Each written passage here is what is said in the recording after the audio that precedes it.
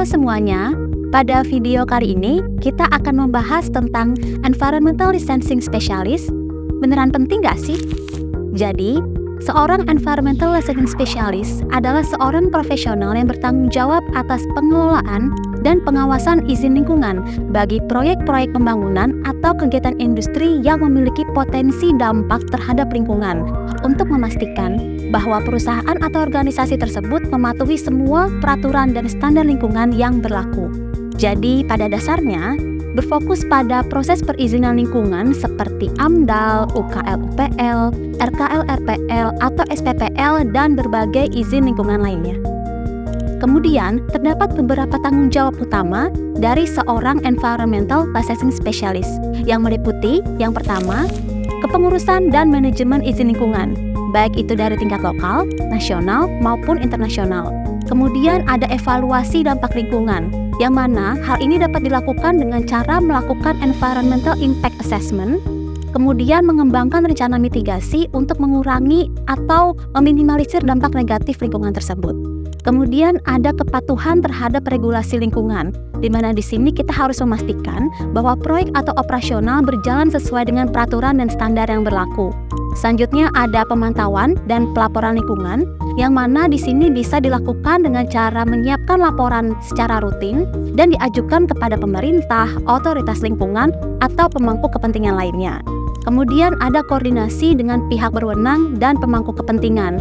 Di sini bisa meliputi KLHK, DLH atau Dinas Lingkungan Hidup terkait, komunitas lokal ataupun NGO. Kemudian ada pengembangan kebijakan dengan internal, di mana di sini kita bisa memberikan awareness atau pelatihan kepada staf internal perusahaan. Dan yang terakhir ada audit dan evaluasi kepatuhan lingkungan dengan cara melakukan audit internal dan mengidentifikasi area yang memerlukan perbaikan atau area for improvement, serta memberikan rekomendasi untuk meningkatkan kinerja lingkungan perusahaan.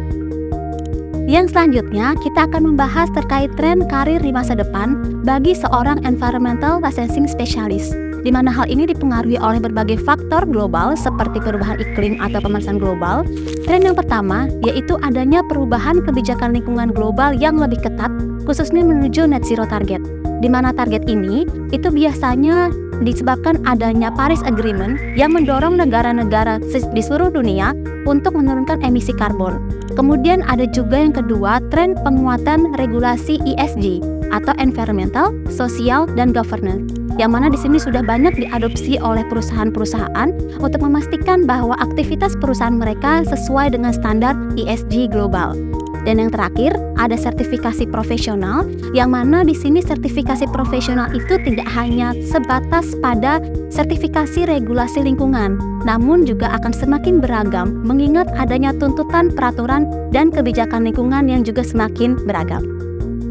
Menurut International Labour Organization atau ILO, sektor ekonomi hijau diperkirakan dapat menciptakan lebih dari 24 juta green jobs secara global di seluruh dunia pada tahun 2030.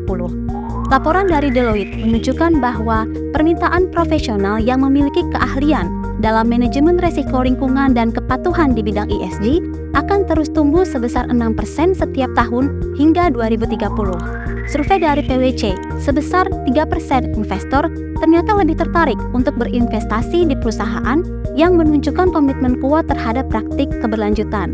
Dan laporan dari McKinsey & Company, perdagangan karbon global dapat tumbuh hingga mencapai 50 miliar dolar per tahun pada 2030. Untuk berkarir sebagai seorang Environmental Licensing Specialist, ada beberapa keterampilan yang perlu dikembangkan, di mana di sini dibedakan menjadi dua, ada keterampilan teknis dan juga soft skill. Untuk keterampilan teknis sendiri terdiri dari yang pertama, perkembangan regulasi lingkungan, yang kedua, analisis dampak lingkungan atau AMDAL, yang ketiga, kuantifikasi atau perhitungan dan pelaporan emisi gas rumah kaca atau GRK, yang keempat, pengelolaan risiko lingkungan, yang kelima, pengelolaan data dan sistem informasi lingkungan, yang keenam, pemahaman teknologi ramah lingkungan, dan yang terakhir, pengetahuan terkait carbon pricing dan carbon trading. Kemudian untuk soft skill sendiri terdiri dari yang pertama, komunikasi yang efektif, kemudian yang kedua ada negosiasi dengan berbagai pemangku kepentingan, yang ketiga ada manajemen atau pengelolaan proyek, yang keempat problem solving atau pemecahan masalah, dan yang terakhir keterampilan kolaborasi atau bekerja sama, dan kepemimpinan. Karir di bidang Environmental Licensing Specialist memiliki peluang pertumbuhan yang sangat besar, terutama di industri-industri yang memang sangat bergantung pada izin lingkungan atau compliance, seperti sektor manufaktur, sektor energi dan pertambangan, dan lain-lain. Para profesional di bidang ini dapat berkembang menjadi posisi yang lebih senior, seperti Environmental Compliance Manager. Dengan berkembangnya tren bisnis berkelanjutan, banyak perusahaan yang mencari keahlian ini untuk membantu mereka mematuhi standar internasional dan menjaga reputasi mereka di mata publik, terutama investor, dan mendukung keberlanjutan perusahaan mereka. Dan yang terakhir, ada fokus pada energi terbarukan. Seperti kita ketahui bahwa sektor energi terbarukan seperti tenaga surya, tenaga angin, hidro, dan sebagainya mengalami pertumbuhan yang sangat pesat dan membutuhkan seorang environmental specialist untuk memastikan bahwa proyek-proyek ramah lingkungan ini sesuai dengan regulasi. Sebagai kesimpulan, karir sebagai seorang environmental licensing specialist menawarkan prospek yang sangat positif, terutama di tengah meningkatnya kesadaran akan pentingnya keberlanjutan dan peraturan lingkungan yang semakin ketat. Seorang environmental licensing specialist ini berperan penting dalam memastikan proyek-proyek pembangunan tidak hanya mematuhi regulasi, tetapi juga berkontribusi terhadap tujuan keberlanjutan jangka panjang seperti net zero emission. Untuk itu, rekomendasi yang bisa saya berikan adalah profesional di bidang ini harus terus memperbarui pengetahuan mereka mengenai regulasi terbaru atau terupdate dan praktik terbaik di bidang keberlanjutan, sehingga kita mampu beradaptasi dengan tren green jobs di masa depan. Terima kasih telah menonton video ini. Sampai jumpa di video selanjutnya.